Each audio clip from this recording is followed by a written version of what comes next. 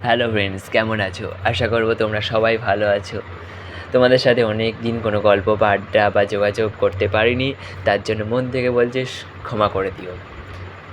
চেষ্টা করবো এবার রোজকার ভিডিও রোজকার দেওয়ার। তাই চলো, তারই মধ্যে আমার একটা ছোট্ট স্বপ্ন আমি পূরণ করি, যেটা তোমাদেরকে বলা হয়ে ওঠেনি। হলো, আমার একটা ছোট্ট দোকান করেছি।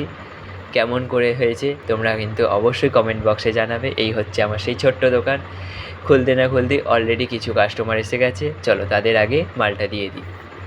এবং কেমন হয়েছে দোকানটা অলরেডি তোমরা কমেন্ট বক্সে জানাবে, এবং তারপর বলবে যে ঠিক করেছি না ভুল করেছি। তারপরই বাইরে অলরেডি আরেকটা কাস্টমার এসে গেছে এবং আমি বাইরেটা পরিষ্কার করে নিলাম। যেহেতু রোডের গা, সেহেতু আমাকে অল টাইম পরিষ্কার পরিচ্ছন্ন রাখতে হয়। এবং তারপরই আর একজন কাস্টমার এসে গেছে এবং তাকে মালটা দিয়ে দিলাম। এবং অবশ্যই তোমরা আমার দোকানে আসবে। এখানে সমস্ত রকমের মুদিখানার জিনিস পাওয়া যায়, টুকিটাকি বলতে পারো। সব কিছুই মোটামুটি রেখেছি।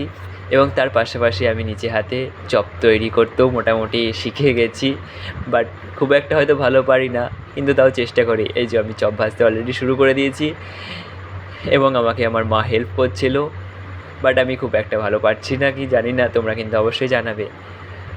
আমাকে অনেকে বলেছে যে পড়াশোনা করে শেষ পর্যন্ত চপ ভাজতে হলো। আমি তাদেরকে বলতে চাই, ভাই, কোনো কাজ ছোট নয়, যে কোনো কাজই হয়। সেটা চপ ভাজাই হোক বা চাকরি করাই হোক।